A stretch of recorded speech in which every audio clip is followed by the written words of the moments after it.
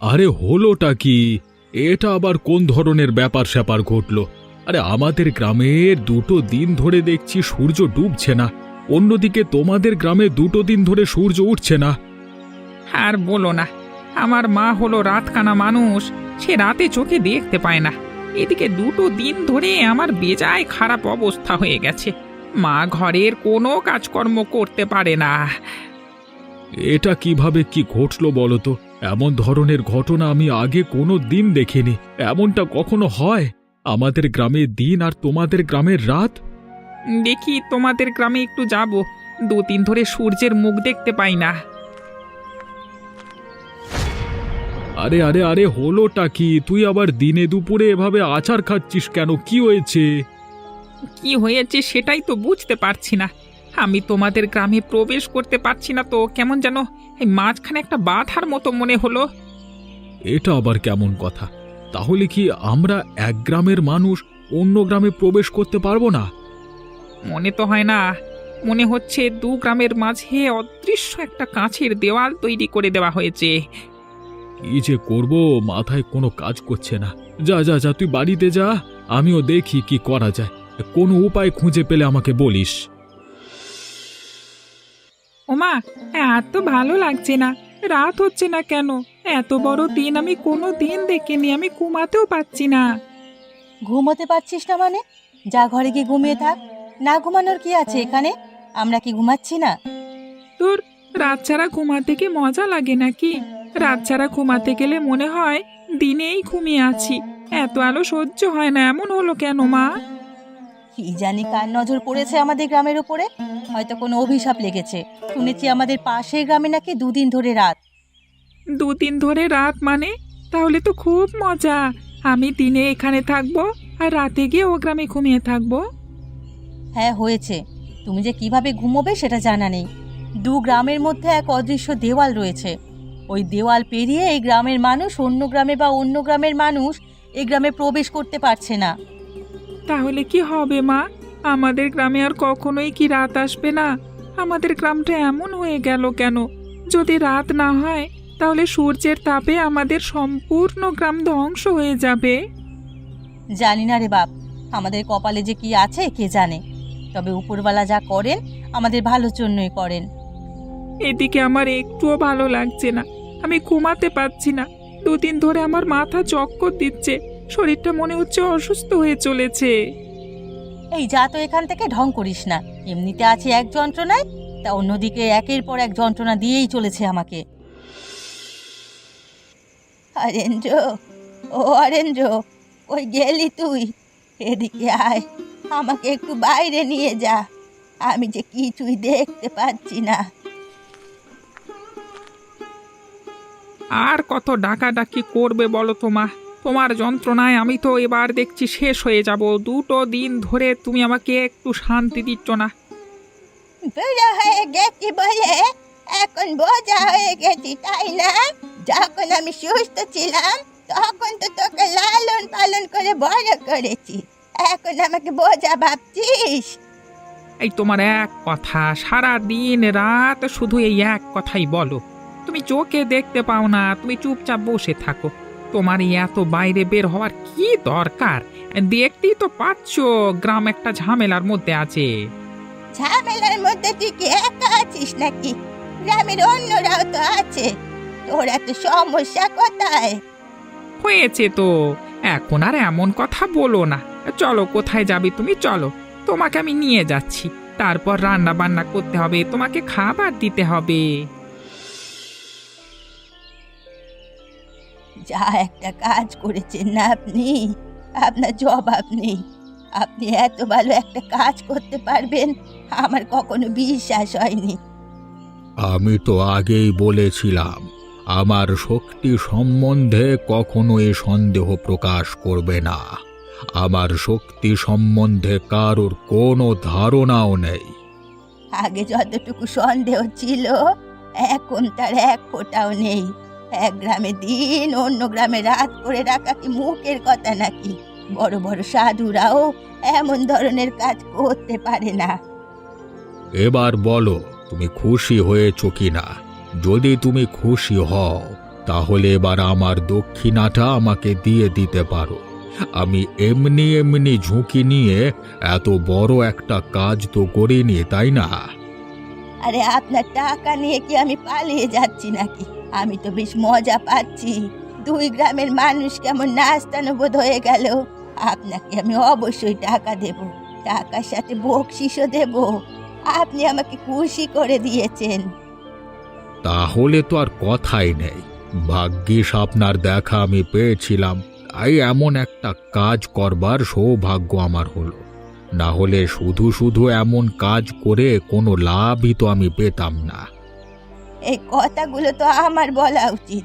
আমি চেয়েছিলাম এই 2 গ্রামের মানুষদের সাহায্য করতে। এবার আমি ভালোভাবে সাহায্য করতে পেরেছি আপনার মাধ্যমে। এবার দেখুন ধীরে ধীরে কি হয়।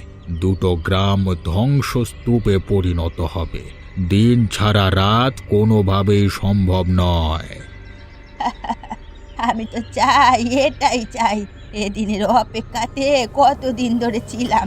এবার আমি ওদেরকে হাড়ে হাড়ে বোঝাবো দুঃখ কষ্ট কাকে বলে। আমাকে অপমান করার সাহস ওরা আর কোনোদিন পাবে না। আমি চাই এ 2 গ্রামের মাঝে শুধু আমি বেঁচে থাকবো, আর কেউ নয়।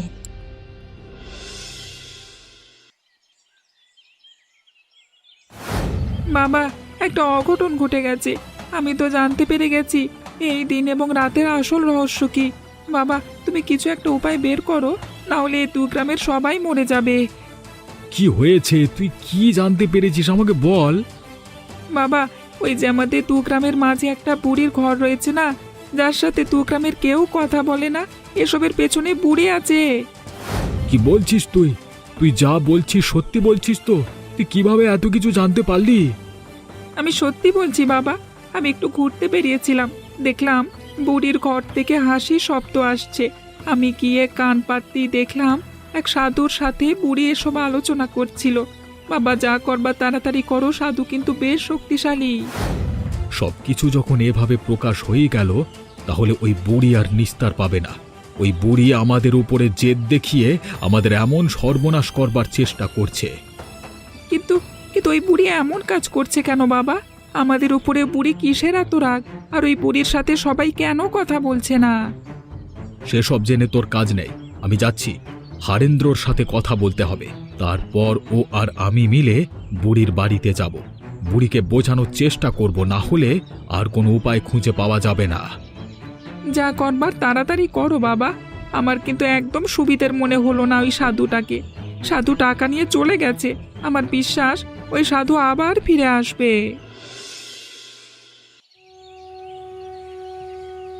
দেখো বুড়িমা, তোমার সাথে আমরা কিছুই করিনি। যারা করেছে তারা এখন অনেকেই বেঁচে নেই। তবুও তুমি আমাদের উপরে এখনো রেগে আছো কেন? রেগে থাকবো না তো কি? তোরা আমার কোনো কাজে লাগিস? আমি এখানে একা একা থাকি। আমার কত সাহায্যের প্রয়োজন হয়, কেউ আমার সাথে দুদণ্ড কথা পর্যন্ত বলে না। কথা বলো না, কারণ তুমি রাগারাগি করো। গ্রামের মানুষজন তোমাকে ভয় পায়, সেই কারণে তোমার এদিকটায় কেউ আসেও না। তাই বলে তুমি আমাদের গ্রামের এমন ক্ষতি করবে? এমন ক্ষতি করবে মানে? আমি আবার কি ক্ষতি করলাম? আমি গ্রামের কোনো ক্ষতি করিনি। ক্ষতি তুমি করেছো কিনা করনি তা আমরা ভালোভাবেই জানি। আমরা সমস্ত সত্যিটা জেনে গেছি। দয়া করে তুমি আর অস্বীকার করো না। তোরা কিন্তু আবারও আমাকে অপমান করছিস, আবারও মিথ্যে বদনাম দিচ্ছিস আমাকে। আমি বলছি এর ফল কিন্তু ভালো হবে না। আমি একবার সমস্ত কিছু মেনে নিয়েছি, আর একবার যে মেনে নেব এমনটা ভাবিস না। আর বুড়িমা, তুমি অযথাই রেগে যাচ্ছ। আমরা তো তোমার সাথে এখানে তর্ক করতে আসিনি, তোমার সাথে নিশ্চিন্তে দুটো কথা বলতে এসেছি। দেখো তো গ্রামের অবস্থা। একটি গ্রামে সূর্য উঠছে না, আরেকটি গ্রামে সূর্য ডুবছে না। এমন ধরনের কাহিনী আগে কখনো কেউ দেখেছে? আশ্চর্য, তোরা বারবার একই কথা কেন বলছিস? কি হয়েছে না হয়েছে সে তো আমি দেখতেই পাচ্ছি। আমাকে বলবার কি আছে? আমি এসবের সাথে জড়িত নই। তোরা এখান থেকে চলে যা, চলে যা বলছি। আমাকে একাই থাকতে দে। তুমি একা থাকবে কেন? তোমাকে সবাই ভয় পায় বলে তোমার সাথে কথা বলে না বলে? তা বলে তুমি যে আমাদের গ্রামের বাইরের লোক তা তো নও। আমি আর একটা কথাও শুনতে চাই না। যাবি তোরা এখান থেকে, যাবি? নাহলে এই লাঠি দেখেছিস, এই লাঠি দিয়ে পিটিয়ে তবে তোদেরকে বিদায় করব।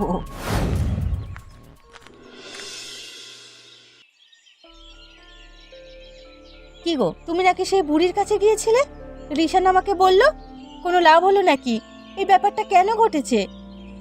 যতদূর বুঝলাম তাতে বোঝা গেল যে বুড়ির এই দুই গ্রামের উপরে বেশ রাগ আছে। তাই বুড়ি কোনো এক সাধুর সাহায্যে আমাদের এই দুটো গ্রামকে এমন করে দিয়েছে। তাহলে কি এই দুটো গ্রাম আবার আগের মতো করা সম্ভব হবে না? মনে তো হলো না। আমি আর হারেন্দ্র মিলে বুড়িকে অনেক বোঝানোর চেষ্টা করেছি, তবে বুড়ি শুনতে নারাজ। তিনি কোনোভাবেই আমাদের কথা বুঝতে চাইছে না। এ কি বলছো তুমি? আমার তো ভয় লাগছে। যদি এমন চলতে থাকে তাহলে তো গ্রামের কেউ বেঁচে থাকবে না। তোমরা কেউ কোনো চিন্তা করো না, দেখবে আমি সব কিছু ঠিক করে দিয়েছি। শোনো ছেলের কথা, আমরা নিজেরাই ঠিক করতে পারছি না। আমাদেরকে বুড়ি লাঠি দিয়ে তাড়া করেছে, ও নাকি এসব ঠিক করবে। তুমিও না ছেলেটার কথা ধরে নিয়েছো। ও এসবের কিছু বোঝে নাকি? ও যে বলেছে এটাই তো অনেক। আমি কিন্তু এমনি এমনি বলিনি, আমি কিন্তু সত্য কথাই বলেছি। আমি সব কিছু ঠিক করব, তোমরা দেখে নিও। ওই সাধুকে আমি চিনি, ওই সাধুকে যদি একবার আমি পাই না তাহলে নাস্তানাবুদ করে দেব।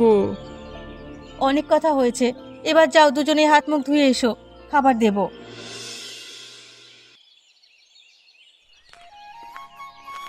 আরে সাধু বাবা যে, আসুন আসুন বসুন। আমি তো আপনার অপেক্ষায় করছিলাম।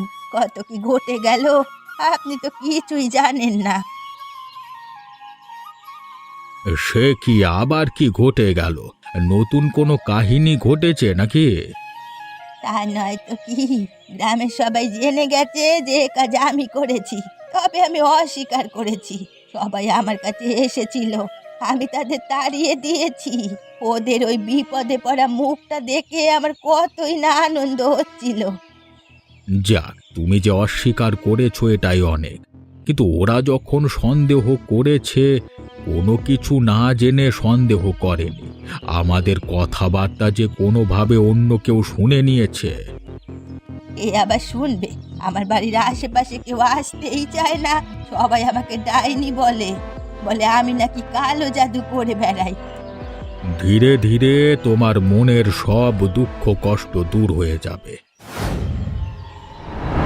এ কি, আমার ঘটিটা গেল কোথায়? মাত্রই তো এখানে রেখেছিলাম। ঘটিতে বিশেষ জল রয়েছে। এ কি বে, পুচকে ছেলে, এই এই আমার ঘটি দে বলছি। তোর এত বড় সাহস, হ্যাঁ? আমার ঘটি চুরি করেছিস? তোকে আমি ছাড়বো না। ওকে ধরুন, ওকে আটকান, না হলে বিপদ হয়ে যাবে। আমরা যে মিথ্যে কথা বলেছি সেটা ধরা পড়ে যাবে। ওকে তো ধরতেই হবে। আমার ঘটি ওর কাছে রয়েছে, ঘটিতে বিশেষ জল রয়েছে, সেজন্যই আমার শক্তি। এখন কি হবে? সবকিছু তো আবার আগের মতো হয়ে গেছে। চিন্তা করবে না, ওই ছেলের কাছ থেকে আমি ঘটি এনে আবার এ গ্রামের রাত আর অন্য গ্রামে দিন করে দেব। চিন্তা করবেন না। এই ছেলে, এই, তোর এত বড় সাহস, হ্যাঁ? তুই আমার ঘটি স্পর্শ করেছিস? তোকে আমি অভিশাপ করে দিতে পারি, তুই জানিস? এখন তাতে আমার আর কোনো ভয় নেই। আমি এই দুই গ্রামকে আবার আগের মতো করে দিয়েছি। এই দুই গ্রামের দুশ্চিন্তা দূর করে দিয়েছি। তুই কিভাবে ভাবলি যে এতটুকু ছেলে হয়ে তুই এই সামান্য সমস্যা দূর করতে পারবি? ওই ঘটি আমাকে ফিরিয়ে দে।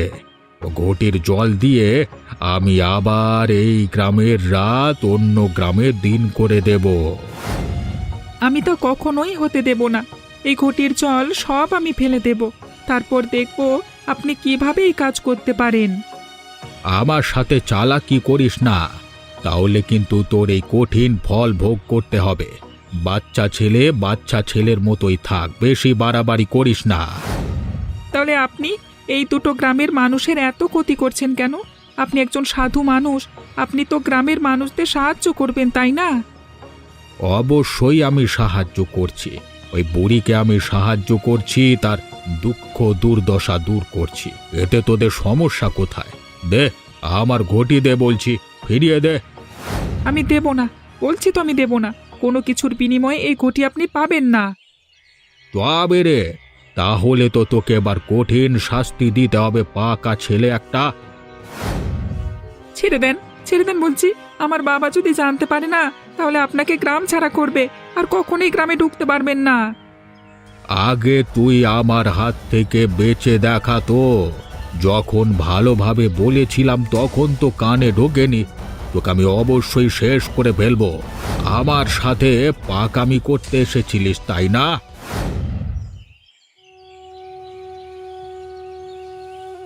বুড়িমা, বুড়িমা, আমাদেরকে বাঁচান, আমাদেরকে একটু সাহায্য করুন বুড়িমা, আমরা আপনার কাছে হাত জোর করছি। কি হলো কি? আবার কোনো অঘটন ঘটিয়ে এসেছিস? আমি কোনো সাহায্য করতে পারবো না। আমি সাহায্য করার মানুষ নই। তোরা তো আমাকে ডাইনি বলিস, বলিস আমি কালো জাদু করে বেড়াই। কালো জাদু করলে কারো সাহায্য করব কিভাবে? দয়া করুন বুড়িমা, আমরা আমাদের ছেলেটাকে খুঁজে পাচ্ছি না, কোথায় গেছে আমরা কিচ্ছু জানি না। আপনি একটু খুঁজে দেওয়ার চেষ্টা করুন, আমি জানি আপনি জানেন। এখন খুব কষ্ট হচ্ছে তাই না? কিন্তু সেদিন যখন আমি গ্রামে সবার কাছে সাহায্য চেয়েছিলাম আমার ছেলেটার জন্য, তখন তোরা কোথায় ছিলি? তখন তো আমাকে কেউ তোরা সাহায্য করতে এগিয়ে আসিসনি। কেন? আমি গরিব বলে? সে কি কথা বলছেন আপনি? আমি ঠিক কথাই বলছি। আমার ছেলেটা অসুস্থ, আমি সবার কাছে সাহায্য চেয়েছিলাম, কেউ আমাকে সাহায্য করেনি। সবাই আমাকে অলক্ষী অপয়া বলে তাড়িয়ে দিয়েছিল। শেষে আমার ছেলেটা মারা গেল। আমি কি কম দুঃখ পেয়েছিলাম? সে সবে তো কিছুই আমরা জানি না। আপনি শুধু শুধু আমাদের উপরে এমন জেদ দেখাচ্ছেন। দয়া করে বলে দিন আমার ছেলেটা কোথায়, আমি আমার ছেলেটাকে ছাড়া বাঁচবো না। বাঁচবি, অবশ্যই বাঁচবি, তোরা সবাই বাঁচবি।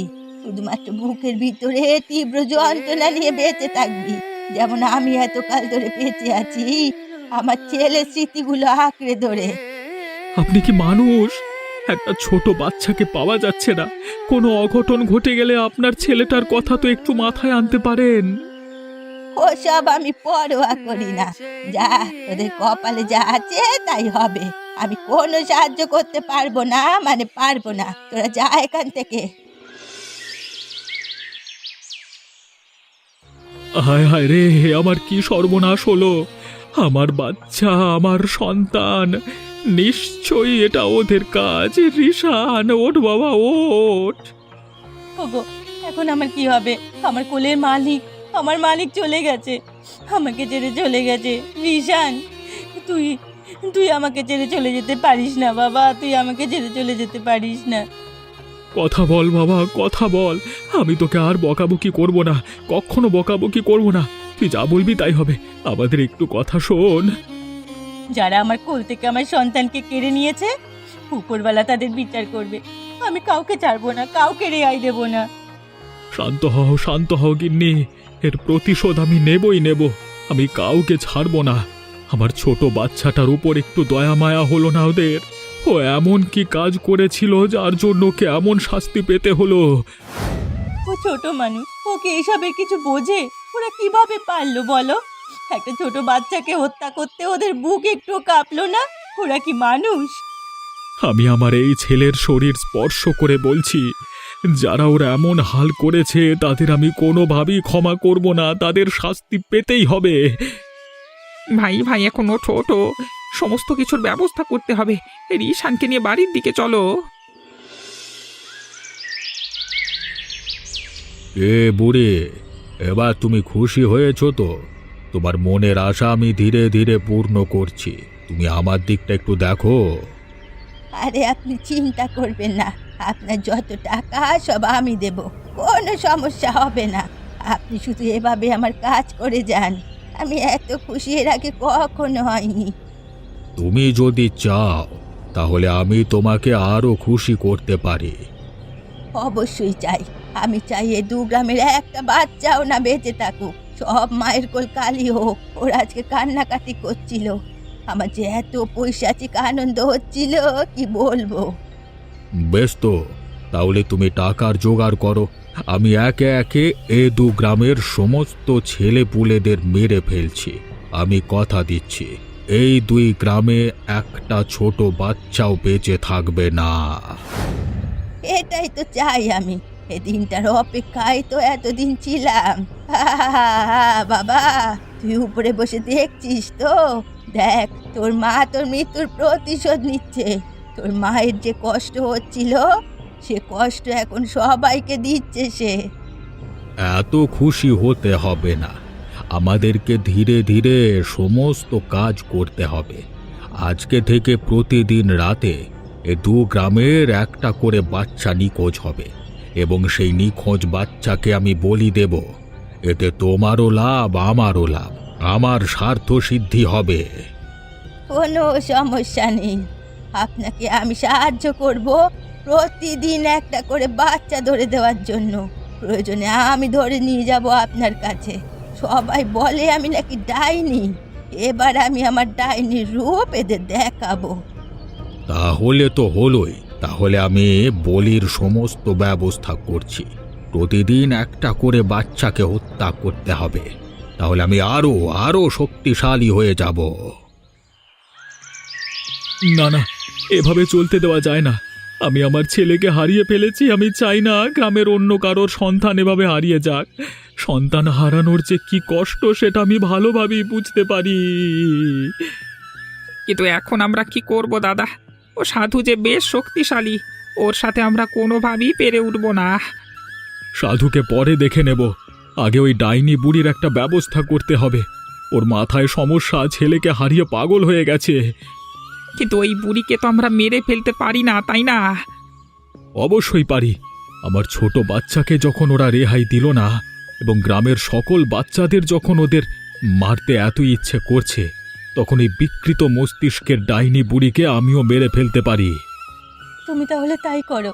আমরা আমাদের ছেলের শরীর স্পর্শ করে কথা দিয়েছি, যারা ওর এই হাল করেছে তাদের উপযুক্ত শাস্তি দেব। ওই ডাইনি বুড়ির এর চেয়ে ভালো উপযুক্ত শাস্তি আমি আর দেখছি না। আমি সিদ্ধান্ত নিয়েছি, বুড়িকে জানে মেরে ফেলবো। ওর অন্য কোনো শাস্তি হতে পারে না। ও যদি বেঁচে থাকেও কোনো দিন শোধরাবে না। ওর মস্তিষ্ক পুরোটাই বিকৃত হয়ে গেছে।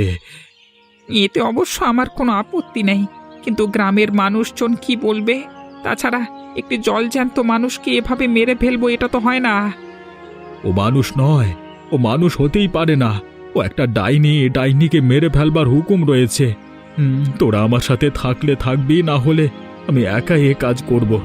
আজকে ওই বুড়ির বাড়িতে আমি আগুন ধরিয়ে দেব। না না, এমন ধরনের কথা বলছো কেন? আমি তোমার পাশে থাকবো না কেন? অবশ্যই থাকবো। এই বুড়ির জন্য আমাদের দুই গ্রামের অনেক সমস্যা হয়েছে, অনেক সমস্যায় পড়েছে দু গ্রাম। আর নয়, চলো, যা সিদ্ধান্ত নিয়েছো সেটাই হবে, চলো।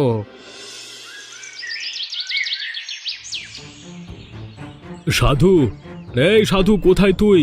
আজ কি তোর শেষ দিন, তুই বেরিয়ে আয়। কি হলো কি? তোমরা সবাই মিলে আমার আশ্রমে ভিড় করেছো কেন? আমার শক্তি সম্বন্ধে তোমাদের কোনো ধারণা নেই। অহংকার হলো পতনের মূল, এ কথাটা জানেন তো আপনি? এসব কথা আমাকে শেখাতে আসবার কোনো দরকার নেই। আমি হলাম সাধু, আমার ক্ষমতা অশেষ। আমি চাইলে এখনই তোমাদের সবাইকে জব্দ করতে পারি। তুই জব্দ করবার আগে এটা শুনে নে, ওই বুড়ি পুড়ে মারা গেছে। আর এই যে তুই তোর শক্তিকে টাকার জন্য ভুলভালভাবে ব্যবহার করছিস, এটার শাস্তি এখন তোকে পেতেই হবে। এত বড় কথা, এত সাহস নিয়ে এখানে এসেছিস তোরা? ঠিক আছে, দেখ তাহলে আমার শক্তি কতটুকু। এই যে ঘটি দেখছিস, এই ঘটির জন্যই তো তোর ছেলে মারা গেল। এ ঘটিতে এমন শক্তি আছে যে শক্তি দিয়ে তোদের সবাইকে আমি এখন শায়েস্তা করব। তাই নাকি? দাঁড়া, দেখাচ্ছি মজা।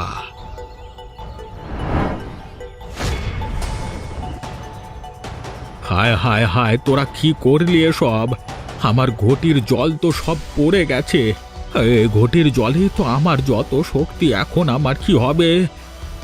এখন যা হওয়ার তা অবশ্যই হবে। অবশেষে আমাদের গ্রামের ওপর থেকে কুদৃষ্টি চলে গেল, আর কখনোই আমাদের গ্রামের উপরে কোনো বিপদ ঘনিয়ে আসবে না। হ্যাঁ, সবাই মিলে মোকাবেলা করব আসলে। গ্রাম তো অবশেষে ঠিকঠাক হলো। মাঝখান থেকে আবার ছেলেটাকে হারিয়ে ফেললাম। আমার ছেলেটা নিজের জীবন দিয়ে এই গ্রামকে সমস্যা মুক্ত করে দিয়ে গেল। তবে এখন থেকে এটাও নজরে রাখতে হবে যেন ওই বুড়ির ছেলের মতো আর কোনো ছেলে অসুখে পড়ে সাহায্য না পেয়ে মারা যায়, তাহলে প্রতিটা ঘরে এমন ডাইনির জন্ম হবে। গিন্নি একদম ঠিক কথা বলেছে। আমরা সবাই সবার খেয়াল রাখবো। এ দু গ্রাম এবার থেকে আর আলাদা থাকবে না, একে অপরের সাহায্য সব সময় করবে। এটাই যেন হয়। আর আমি অনুরোধ করব আমার ছেলের জন্য সবাই প্রার্থনা করুক, সবাই আমার ছেলেটাকে মনে রাখুক, সুখে শান্তিতে বসবাস করুক। এমনই মজার মজার ভিডিও দেখতে আমাদের চ্যানেলটিকে সাবস্ক্রাইব করতে ভুলবেন না।